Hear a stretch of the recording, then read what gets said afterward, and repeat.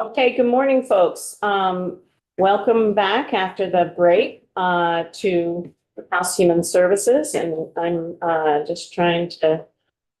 I need to put my glasses on so I can see what I'm doing. Otherwise, it doesn't work. Okay. This morning we are taking up Representative Burt's amendment to H 545. An act relating to issuing immunization recommendations. And we're going to have a walkthrough of the amendment from Ledge Council. So Katie, welcome to we have a fancy chair at the end now. Oh, nice. I don't know. I guess you got wheels and everything now. I don't see. Don't tell anybody. We shouldn't look too closely at the committee rooms. I have no idea where it came from or how it arrived there. So it wasn't me.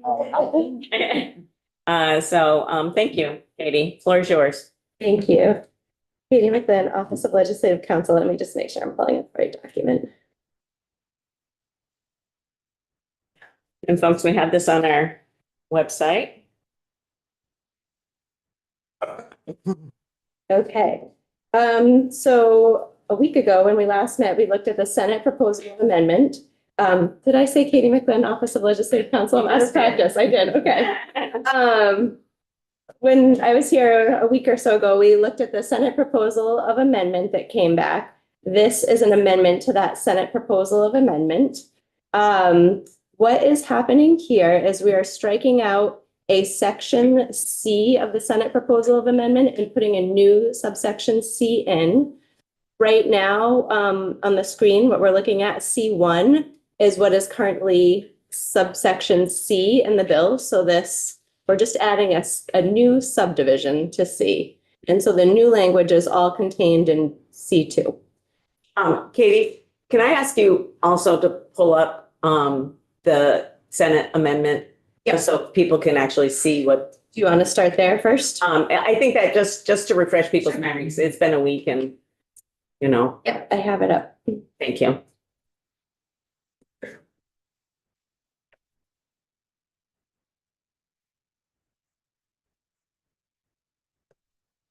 Okay. So this is a Senate proposal of amendment, and the language that you're looking at is in section 2. Great. Yeah. So this is a section on recommended immunizations. To refresh your memory, this is the section that authorizes and provides guardrails around what the commissioner can provide recommendations specifically on with regard to immunizations. We have language in B about who the commissioner is consulting with and what recommendations the commissioner is considering. And then this is the subsection C that would be replaced by this proposal. Replaced or it precedes? Because this is called C1. So this C would come out of the draft. Okay. And then C1 and 2 would go into the draft. Gotcha. Okay. All right. So let's just okay. So you're going to tell us what the differences are. Yeah. So this language in C that's on your screen, this would be retained as C1. And the amendment adds a C2. Okay. Yeah. Got it now. Okay. Thank you. Yes, no problem. Yeah. Now we can go back to the. Switch back to the other document. Thank you.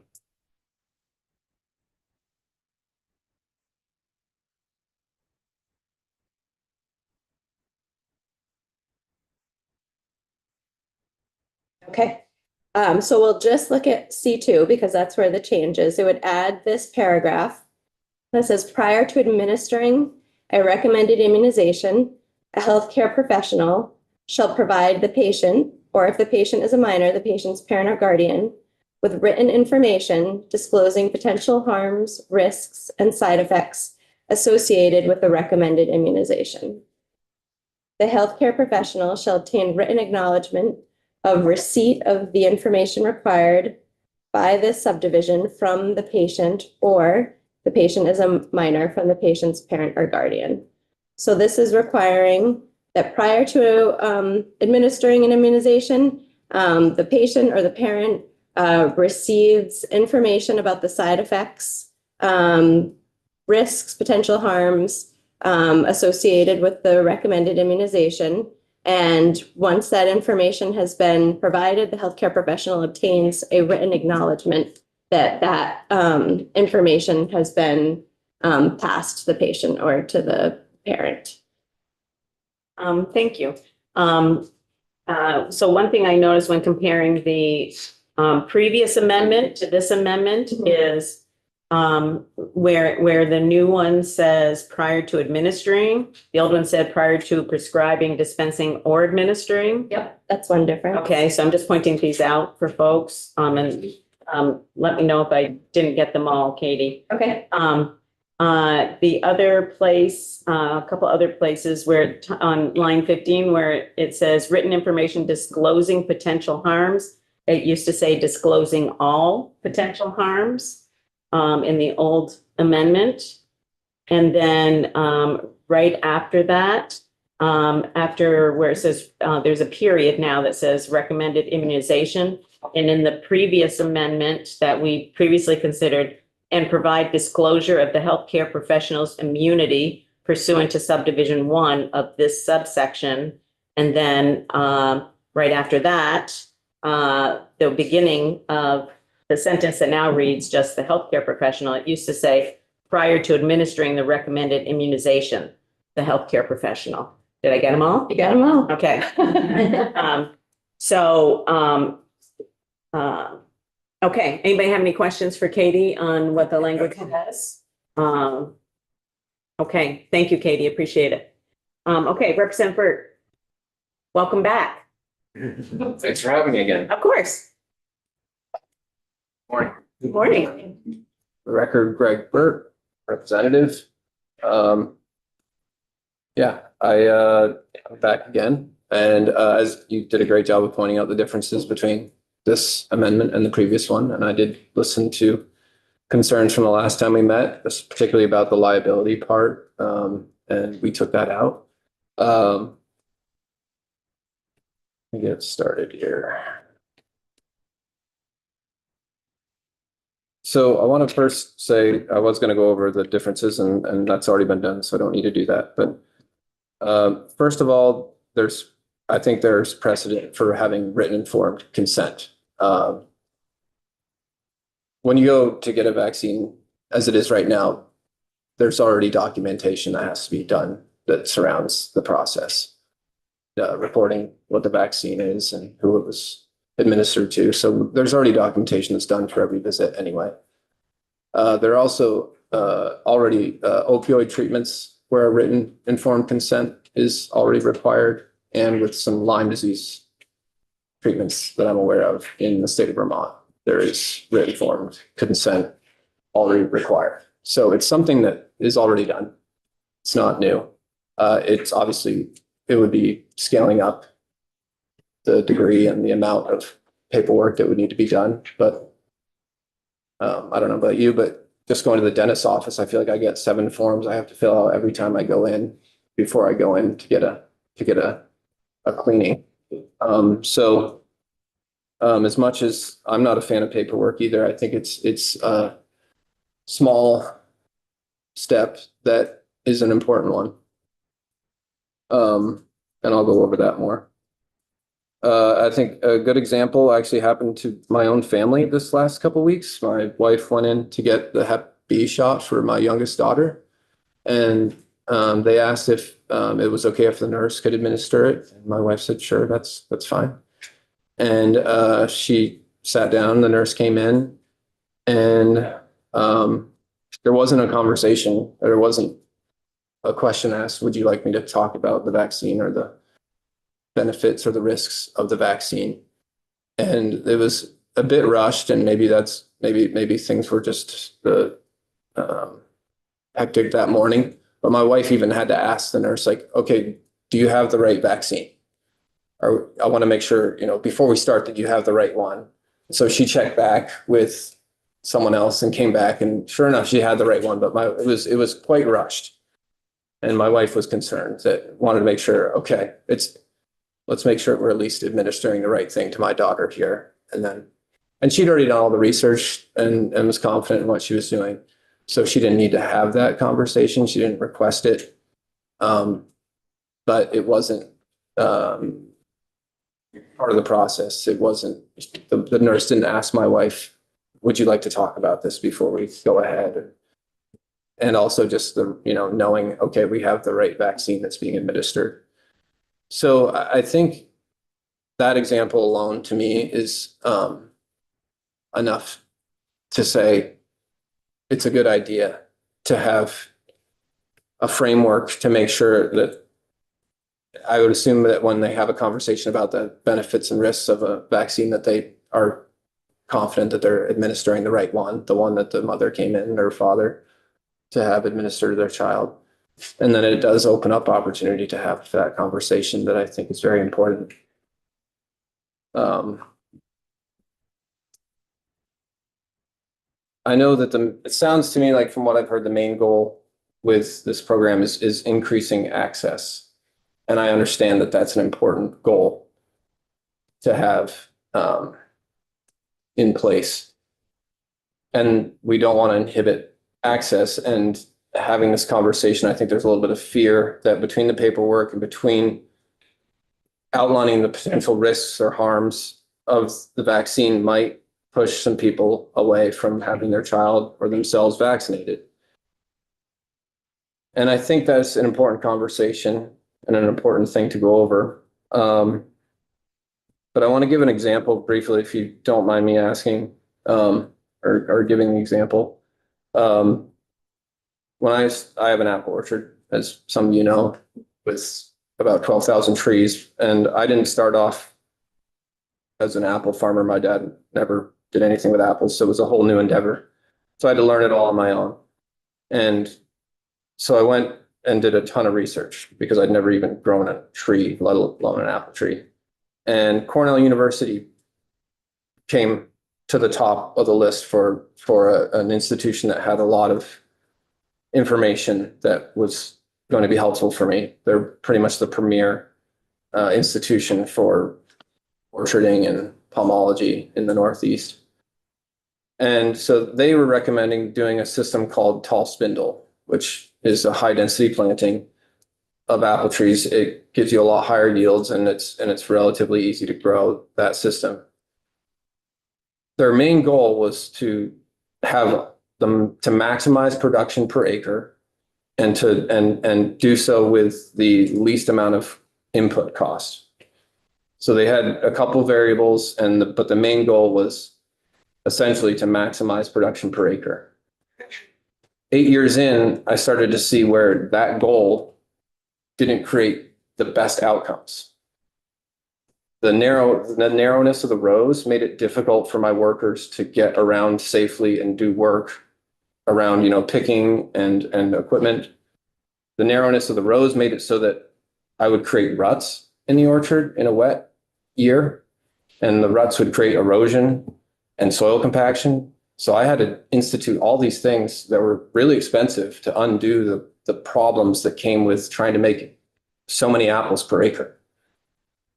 In hindsight, had I known, I would have said, my goal needs to be, business profitability and business management, right? And overall orchard health, not production per acre.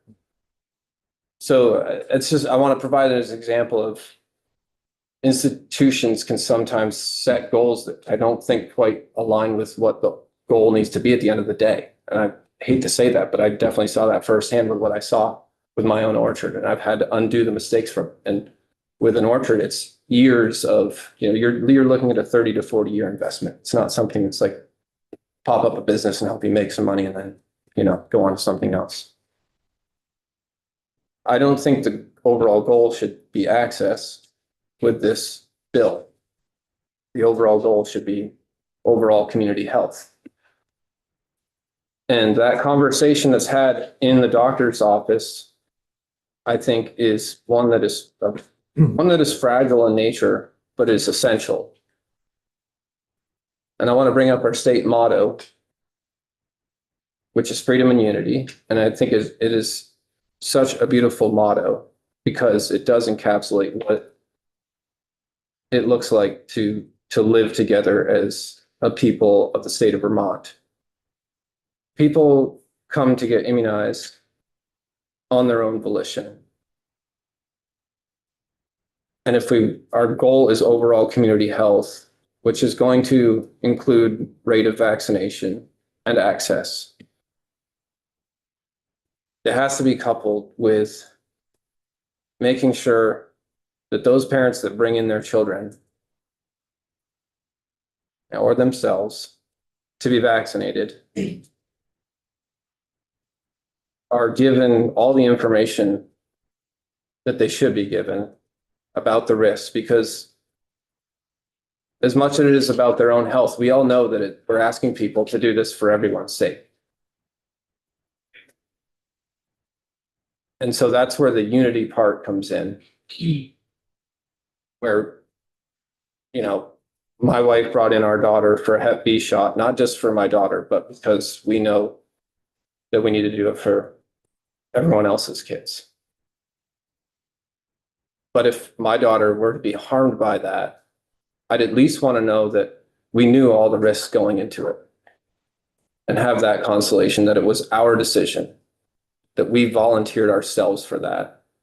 But if my wife went in and hadn't done the research and hadn't been told about the risks, and our daughter got injured in the process, I would be irate at the system myself for not being told, hey, this can happen. This is a real thing. It might only be 1 in a million or whatever it is, but it's still a risk and it still needs to be addressed. And if we're looking at overall community health, that is a really important conversation.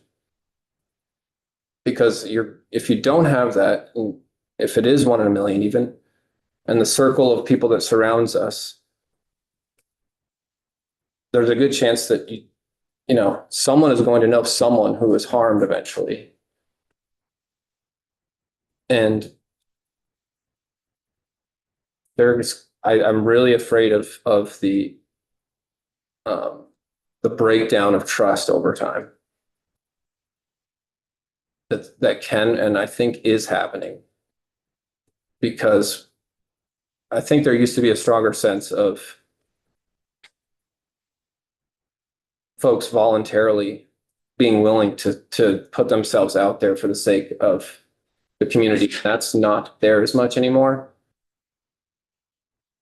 So I think that, I don't want to get too sidetracked on my thinking, but that conversation about the risks involved is really important to solidifying that trust, acknowledging people's freedom, and helping that to create the unity that, to me, is going to generate overall community health.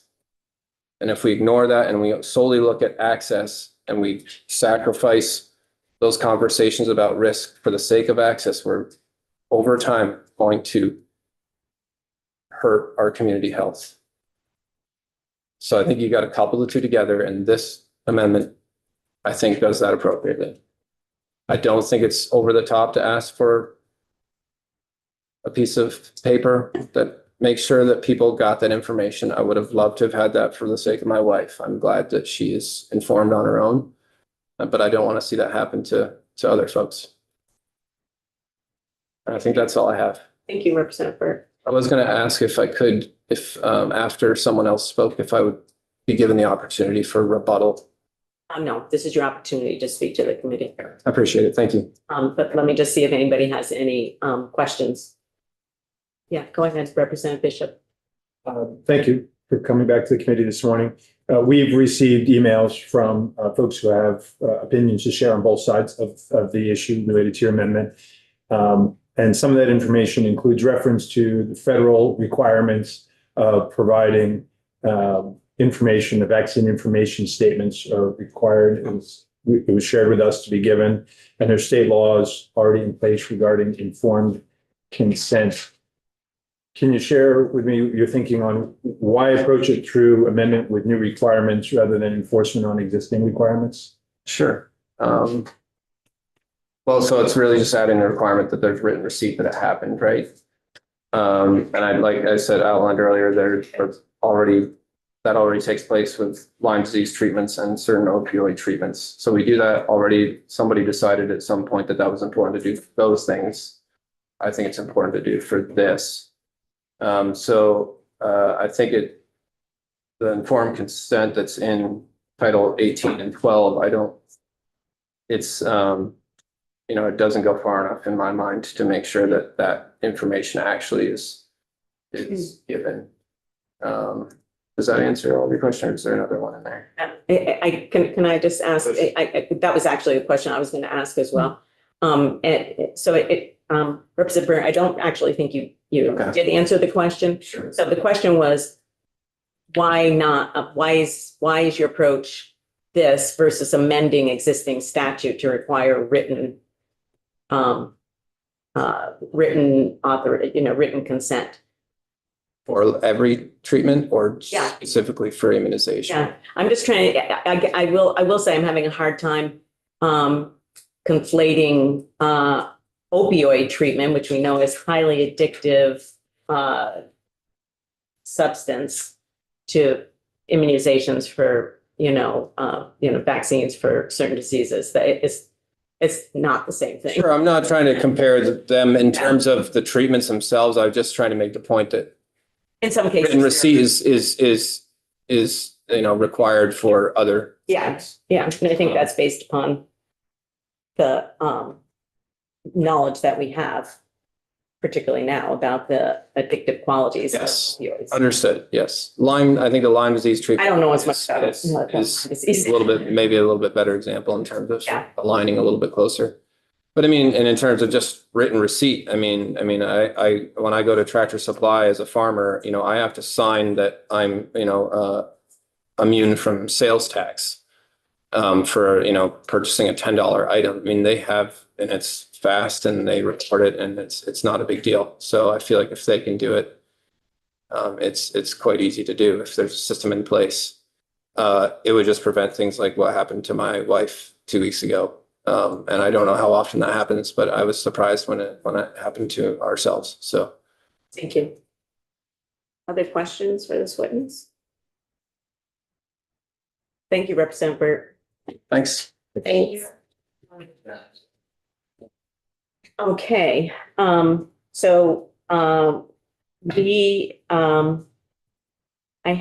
what I'd asked Lori to do was to pull up the previous testimony we had from witnesses on this topic, just to try to honestly be succinct. Some of that information is going to be with regard to the pieces that are now withdrawn.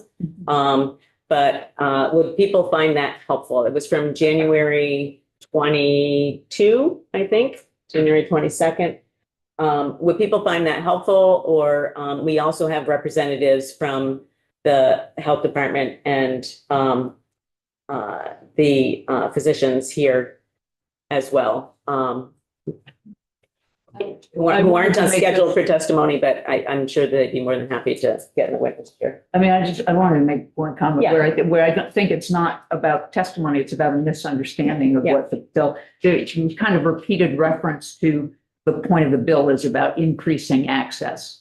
And I don't think that was the point of the bill. The point of the bill was retaining the same degree of access, not allowing it to be reduced. I didn't hear anything in any testimony at any time about increasing access. It was Yes, that's correct. to keep what we have, just to clarify that. Yeah. I have just very basic technical question. I don't understand. Let's say that we were to recommend adoption of this particular amendment. Mhm. Does it then have to go back to the Senate? Do we have the capacity to adopt an amendment? No, it will go back to the Senate. So the process is now slowed down. Yeah, if people are supportive of the amendment, then we do whatever the process calls for. But I just need to understand. yes, that is, we would, if we voted to amend and the body supported the amendment, then it would go back to the Senate with proposal of further amendment. They would vote on it. It would go back to the Senate Health and Welfare Committee. They would vote on it. They would bring it back to the floor. They would send it back. Okay, Yes, go ahead, Representative Steady and. That could be a question. Yes, ma'am. No, you can, no, Ann just make a statement. You can make. a Okay, statement. Yeah. I just have to ask because We don't have a witness in the chair. You don't, Okay. this is committee discussion. I agree with this amendment. If my kids were, I never had anybody tell me anything. I just thought you had to do the shot. So as a grandma, I would want my son informed of immunizations, and this would just be one more step to protect the child. So that's my input. Thank you. Go ahead, Representative Cole. Yeah, I think in response, I'm concerned that this could turn into something like, oh, well, we're having this conversation in order, it's like almost transactional, like we're having this conversation about consent in order for me to get your signature, which is, makes it seem as though like the doctor is trying to impose a vaccine on you, rather than like the trust that could be developed by like actually having a candid conversation with your doctor and nothing's on the line and you step away at any moment from having that vaccine. Of course, there's no mandate, and I'm worried that the nature of that conversation and trust levels could be diminished from getting like what, like, for example, I don't know that this could happen, but maybe the patient could think that the doctor was not being honest because they wanted to get the person's signature versus like understanding that the person could ask any question they want and then just not get the vaccine if they didn't want to get the vaccine.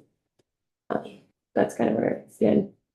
Go ahead, Representative McGuire. Yeah, I appreciate that, but yeah, I actually support this amendment because I feel it does strengthen informed consent while preserving access to recommended immunizations. I think it provides a clear and reasonable liability protection for the providers and acts within the accepted medical standards. And I think also that these together, these updates actually enhance transparency, patient trust, and also responsible public health practices. So I'm in support at this time of this amendment. Thank you. Okay, go ahead. So I just want to, I think there's a broader issue if there's concern about our physician community not doing a good job of informed consent about all sorts of things, including, much higher risk drugs and so forth. That's an issue that could be a valid issue to bring to this committee and look at. In this particular case, I always think of informed consent as the concept of a balanced, your physician is expected to give you a balanced view. And I don't think the state should be weighing in on that and making one thing different and saying, well, we think for this one, you need saying in writing that I accepted it. You're communicating that the state's saying there's something different and scary about this. That's not an even balanced perspective. We're imposing a viewpoint on it. And I don't see a need or a reason to do that. I think if there isn't good intent process, that's a whole other question that applies to everything. Well, and I guess, so we do have Stephanie Winters from the Medical Society here. I'm going to ask her, if you can totally refuse this because I didn't give you any advance warning, but because I would like to ask a question about that process in itself, which is different. Do you accept the invitation, Stephanie, to sit in the red chair now? I gladly accept the invitation. Thank Stephanie you. Winters, Deputy Director of the Vermont Medical Society. I'm also the Executive Director for the American Academy of Pediatrics Vermont chapter and the Vermont Academy of Family Physicians. Thank you. So, the previous witness, sort of raised the issue of the obligation of healthcare professionals to provide information at the time of the law, the Title 12 law around consent. What is the process that either the medical society does in terms of ongoing education or reminders, or how would somebody, a patient, a guardian, a parent, either file a complaint about that, or how is that addressed when, people don't appear to be following the law? I also note in that law, though, that in that reading of that statute, that if the patient arrives requesting, a certain treatment, that there are provisions further down in that address that as well. And so I think it's not sort of a simple cut and dry when I look at Title 12 of you must do this. It's like so I'm going to let you speak Yeah, about it. absolutely. You're much more informed about it than I am. Well, and again, I just wanted the caveat, I'm not in a clinical setting. I'm not a clinician. So I just represent them. But I would say you guys have had a great conversation here and have hit a number of the points. And I think just listening to Representative Burt, the conversation is different depending on as a patient, your request for a vaccine, or if you have questions. Obviously, we are all our own best advocates.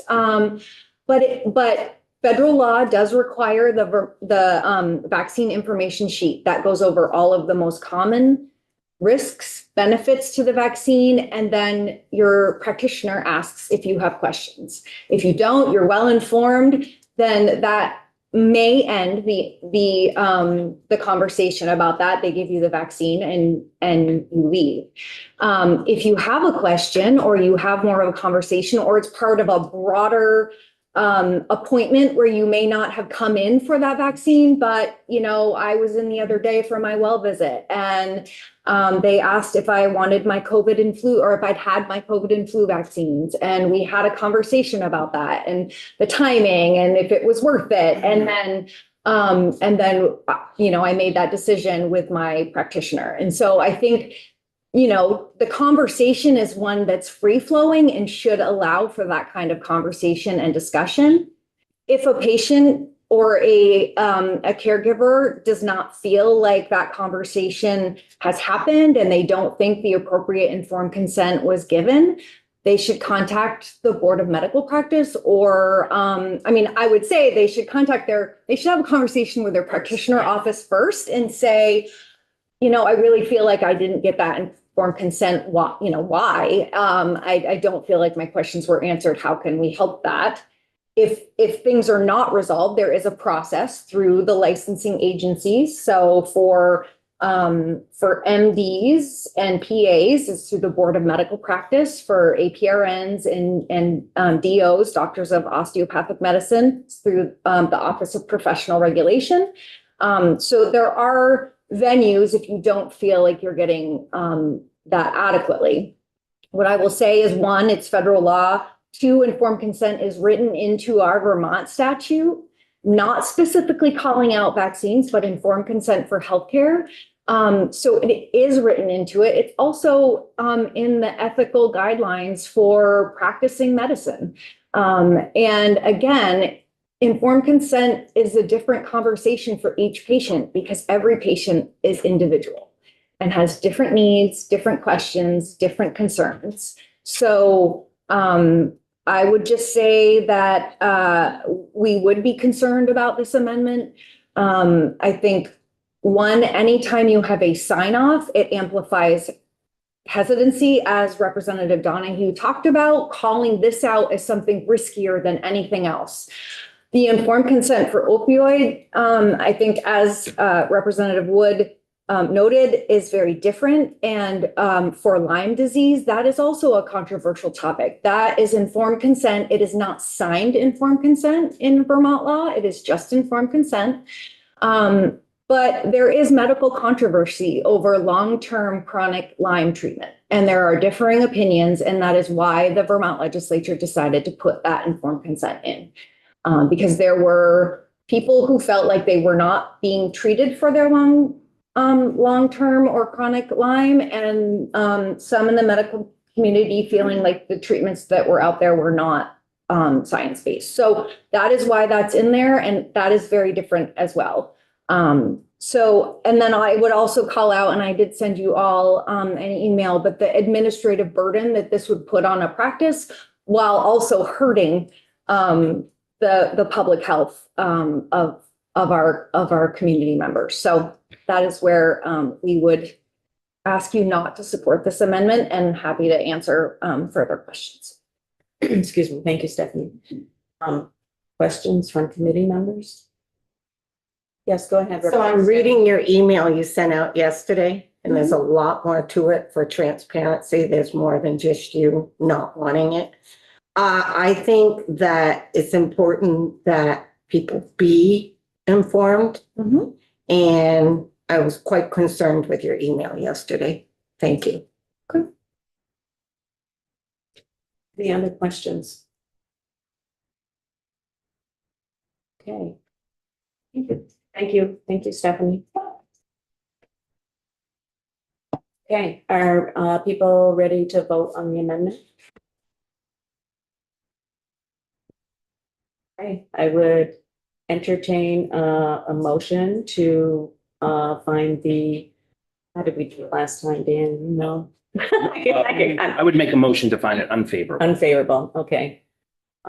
Representative Noyes made a motion to find it unfavorable. So if you vote yes, now I remember this because I provided the same explanation last time. If you vote yes, you are not approving the amendment. If you vote no, you are voting to approve the amendment.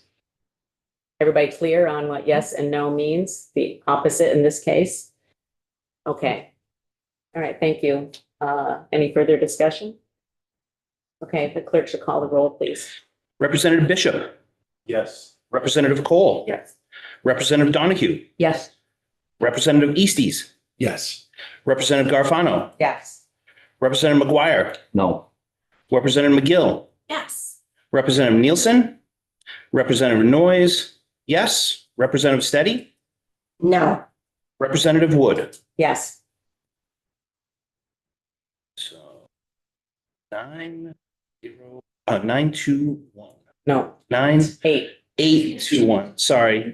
Your math is Getting going. good as Getting going. mine. I'm sorry. 8, 2, 1. Never did math publicly. Okay, thank you very much, and thank you, folks who spoke to this, for coming in early this morning. I appreciate that. Okay, we are now going to move on to our, Sorry, I'm sorry, more questions. if it's procedural, then talk to me at the break. Thank you. We are now going to move on to H 657, which is the omnibus DCF bill. And we're going to hear from Tim Luters Dumont. And we've had back and forth via emails and education about sheriffs, let me tell you. So welcome, Tim. Happy to have you in House Human Services. Thank you. Yes, it's good to be back. I think I wasn't here at all last year, so good to be back. Tim Luters Dumont. I'm the Executive Director of the Department of State's Attorneys and Sheriffs. And available to you on your website is a series of charts about how weird our department is. But essentially, for those that are unfamiliar, Some of us learned. for those that are unfamiliar, we're essentially a county government pass-through for certain services. And then we have centralized certain specialty types of activities at our central office. But we support the 28 county law enforcement officers and law enforcement professionals who are elected in the Constitution, state's attorneys and sheriffs. As you can see on your website, I work. We don't quite have it on our Yes, website. 28 elected people. So I empathize with Attorney McClin in terms of being an attorney and an executive that is trying to serve a group of elected folks. In terms of the state's attorney's side, I'll let you know how it goes. I have to say, through my experience, my first year on House Corrections and Institutions, and then through my work on Joint Justice Oversight, I learned a lot. But I still got an education this week about what happens, what doesn't happen, and so I appreciate that. And so.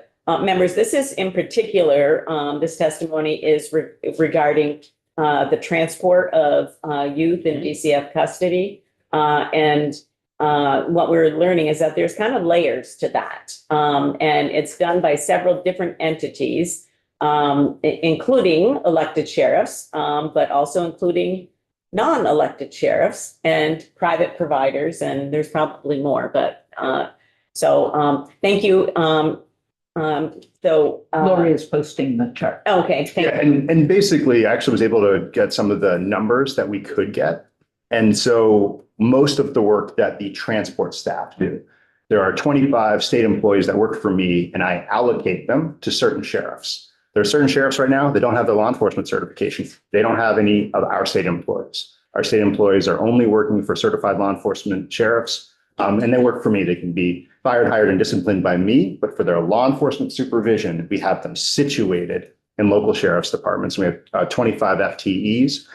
Story for a different day because of BAA and other things and OT pressures of the last year. We have 4 vacancies because we've had to use so much overtime because of the speed up and ramp up of our justice system in the last 2 years. We've had to hold open some positions to pay for overtime, which is a pressure we're facing.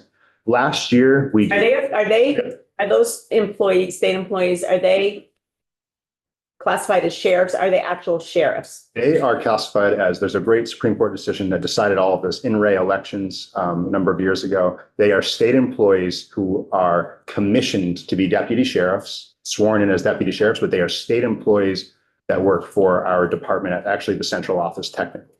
And we situate them locally. And think about each county sheriff's office as having 2 sides for the entities that have these state employees. There is the pure county sheriffs, pure deputy county sheriffs. They are no oversight by me, no oversight by central office, just overseen by their local elected sheriff.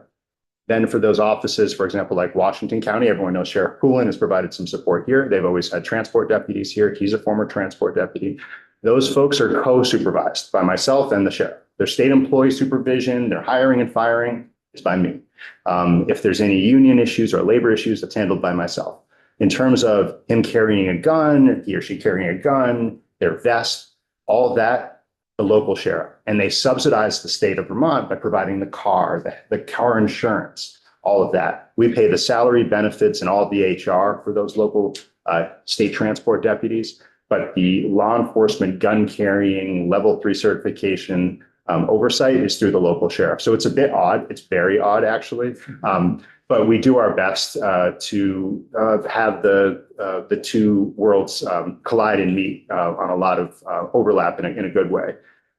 So last year, predominantly, most of what we're doing, criminal transports, to and from facilities, to court hearings and back. So a minimus gets you back to your facility, a court order gets you from the facility. Those are what we respond to. So whenever a judge puts out a piece of paper saying this person needs to go to this place, that's what we respond to. Now, of the 4,035 transports we did last year, by those 25 FTEs, 12 were for juveniles, where a judge said, for example, the Red Clover facility close by to here, we have a juvenile, and I'll say 6 of them were in Caledonia. Of the 12, 6 were in Caledonia. Just going to put that out there because I think it's very instructive. There is a major drug distribution highway happening through 91, Route 7 and 89, and there are young people that are getting sent up to the state of Vermont to engage in this behavior, and they are victims too of what's happening. Folks that are caught up in that situation, unless you're on a list unless you're charged as an adult, you cannot be held in an adult facility. And so when an issue comes up, like selling regulated drug illegally, and you're in St. Johnsbury, you can't be held at the St. J facility. We have to figure out custody. If you're not a state of Vermont individual, we have to figure that out. So sometimes those folks temporarily might get held at Red Clover.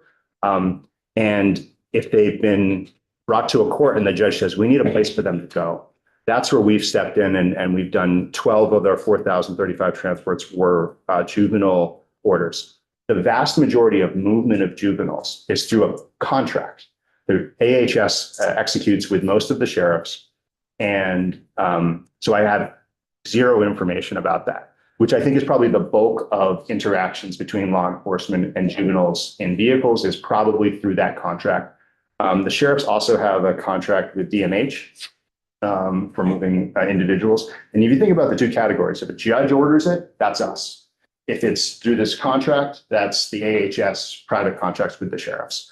And so they could provide more information about when restraints are used and the volume as well. And I would really defer to them on that. But I just wanted to tell you most of our resources are criminal court proceedings. And that's really how we're resourced to do things. under Title 24, any law enforcement officer can be ordered to move prisoners. The word prisoner is used. And any constable as well, which, by the way, I wouldn't advise in a lot of instances, but we could clean that up at some point. All right. So so 12 last year, thus far this fiscal year, 12 as well. So we're kind of outpacing what we did last year for juvenile transports. And again, Caledonia had the most that were ordered from that court, from the family division of that court. So I have a question for you. So in your email response, it didn't seem as though you kept any data much other than, numbers. So would you be able to tell us whether any of those juveniles required restraint of any nature, and if so, what kind? So really talking about the department structure, we pay the bills. And so the reason we keep our data is to track whether or not an official transport took place. We don't have the underlying information or details about what was going on with that. We would actually have to and there isn't that many of these transports. So we could actually do more of an analog. What happened with these 12 transports? Well, look at the docket number. Was a restraint used? Probably wouldn't be in our data. We would probably have to actually interview the individual transport deputies, and they may actually remember because it sticks out. It's unusual. Yep, Yeah. exactly. It Yeah. does. Yeah. And we could engage in a little bit of what were these like? We could find the transport deputies that engaged in these and talk to them. Yeah. Yeah, I mean, I think, our overall goal here is to reduce any trauma on youth in this process. It's already a stressful process. And I guess I would say, don't be surprised if you see yourself appear in this bill.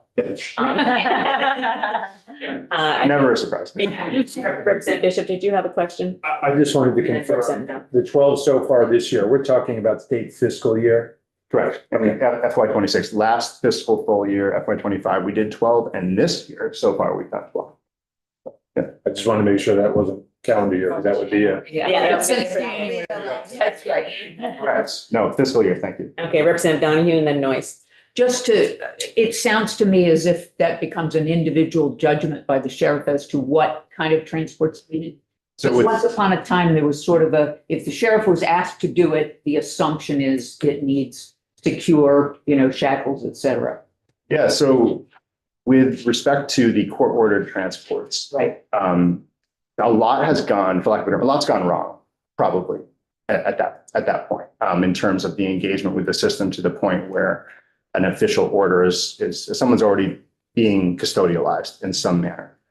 With, again, probably the vast majority of these interactions being through the contract with, DCF, those ones, I don't know. I really don't know. And I'll leave it to them. And the sheriffs could come in. Mark Anderson, I know you're all familiar with, could talk with you about this. Actually, Sheriff Marcoux had a very interesting interaction with the young person. It is a confidential matter, but where it may be instructive as well offline with folks in terms of the decision tree that happens when you have a young person taken into custody. Because the way our statute works, if you're charging someone with homicide, we're going to probably start, if it's an 18-year-old or 17-year-old, we might start by trying to take them to an adult facility because that's an adult crime, and we can charge a 17-year-old and an 18-year-old with an adult crime. If it's a 14-year-old for disorderly conduct, but they're really having a tough time and they're now starting to be violent and acting up in a way, right? My hope would be that there is a lot that happens before a restraint is used on a 14-year-old. But I'm sure there are instances where, for the safety of the individual and for the law enforcement officers involved, and that's where Chris Brickell, Criminal Justice Council, could come in and talk to you about the use of force policy and how the decision tree that happens for that. And, there's been some recent work on that over the last few years, but that instructs, for example, the commissioner of an agency cannot tell a law enforcement officer, you will use force on this person. You will drag them out of their cell. No, it has to be an individualized approach. The law enforcement officer can be decertified for improperly using force. And so that cannot be interrupted, the use of force policy in terms of the individualized officer approach. But what I would presume is that in some of these instances where a violent crime has been alleged, but they're being handled as a youth, a restraint may have taken place. I just don't know the numbers. And we could interview some of the sheriffs about what that thought process is like. And we could probably, Sheriff Poulin is always available close by, and I could probably even chat with him later today and give you a little bit more insight. Thank you. We have Representative Noyes and then back to Bishop. Just quickly, and you may have said this and I might have missed it, but do you have data on the age of the transports, those 12 last year and this year? What we would do is look not recorded. We would look in those 12 docket numbers where it was recorded and then look at the date of birth. No worries. But we could. I just was wondering what the age was. Yeah. So what we're learning in this process is that we really have a patchwork of systems out there. I'll loosely call it systems out there that provide transport for youth in either honestly in DCF custody or youth that might be going to a correctional facility depending upon their age. It's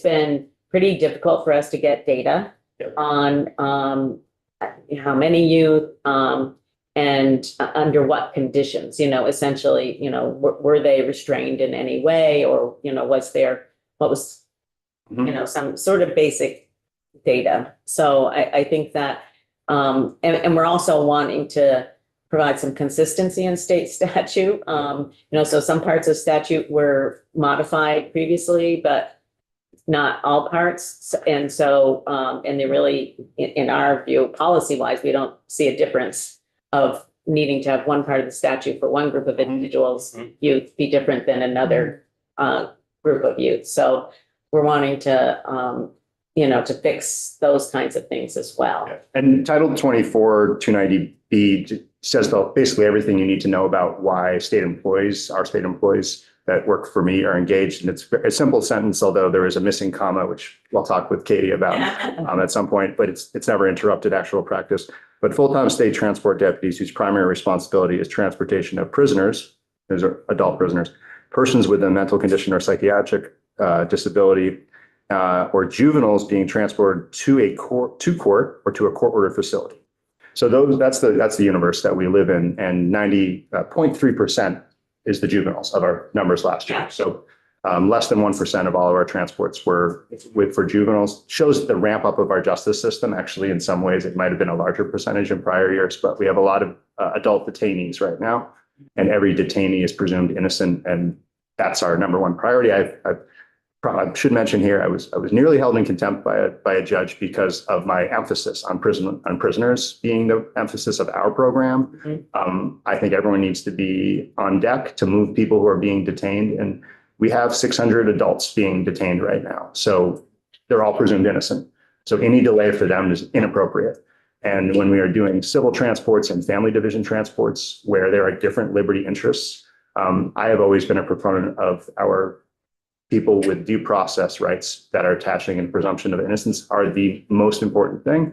A judge in a civil division in a northern county was very upset with me that I told them that any civil transport for let's just say it was a torts case or a property boundary dispute involving a detainee, that's not a criminal transport and it's not my priority. We have worked out a plan with Supreme Court where that won't happen as much because we're going to have Judge Zone make those calls instead of me.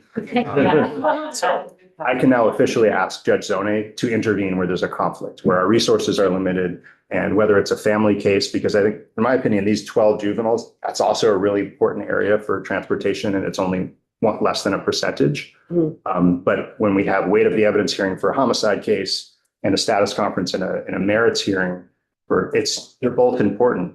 But the criminal court judge is going to be very upset if we don't transport that person in the criminal case. And so we've worked on a plan to mitigate conflicts with us in the judiciary because they don't like me telling them that their hearings aren't important. I understand that. Less important than the other hand. Representative Bishop, did you have another follow-up? I think you may have gotten to it a moment ago in what you said, Madam Chair, but I'm just trying to get context. So for context, we've got in Section 9 reference to law enforcement transports under contract with the department. We've identified this as a potential hole in what we're trying to do. So we're having this Yeah. conversation. Representative Donahue's been working on multiple drafts of this thing. Let's just say. And I'm not sure if what came out today was the final draft that you landed on or not. It didn't.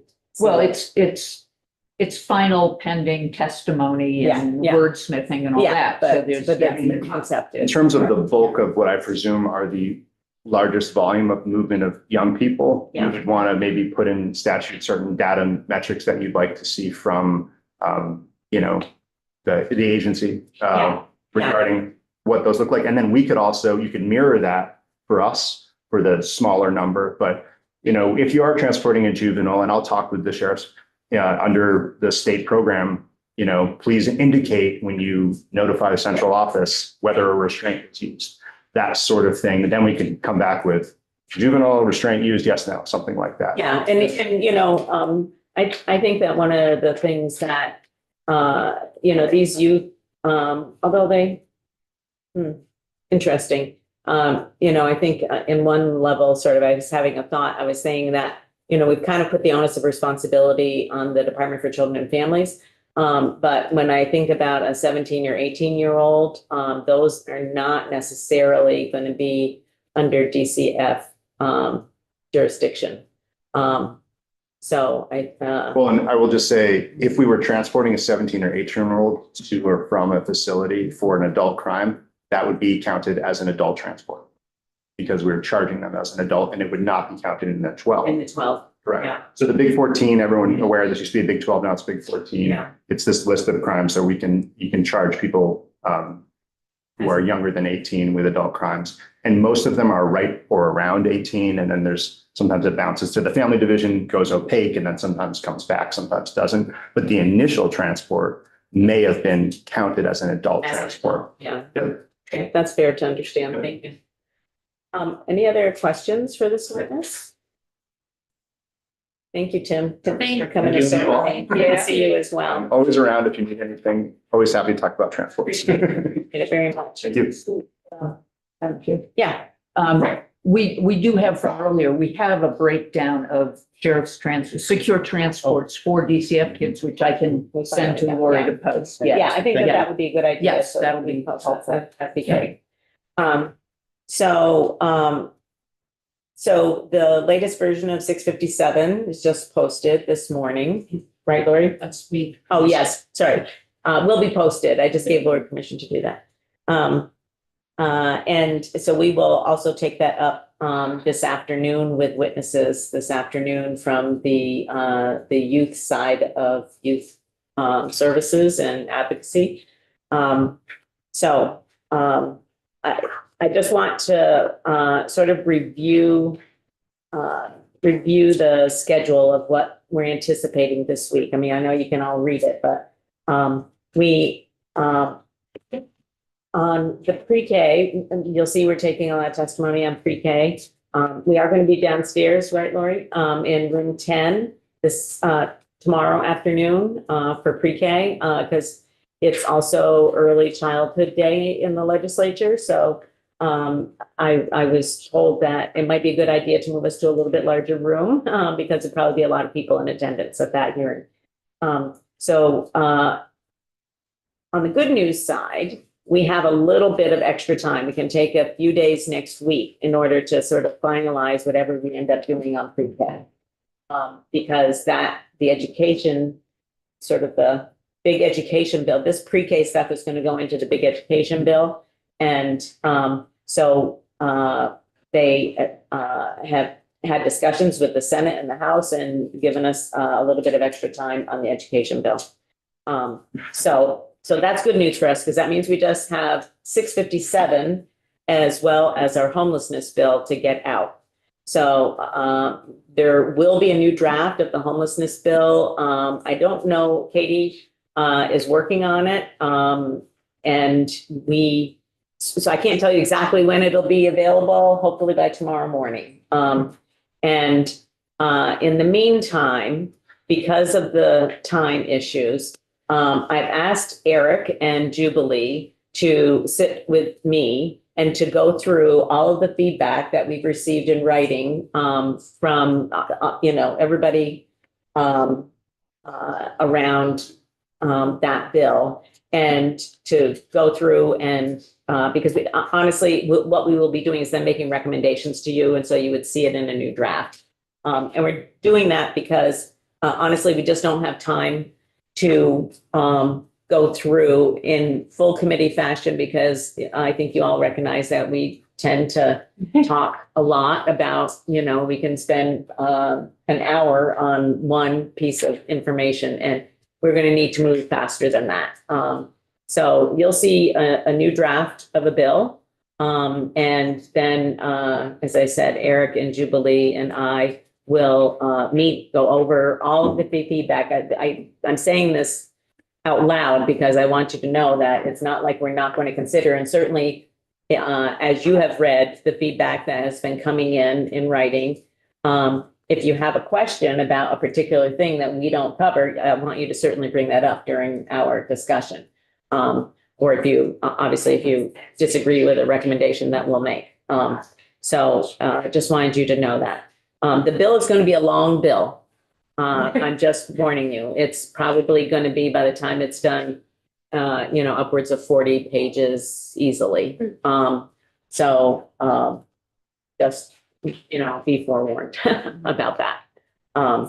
Okay. All right. Anybody have any questions about, what's on tap for this week? So 657, our homelessness bill, and witnesses for pre-K. 582 today. Yes, and we have not only bills, but we'll have this amendment on the floor today. And I think that's it. You'll have a few minutes before we get to Florence, on you, and I can touch base. Okay.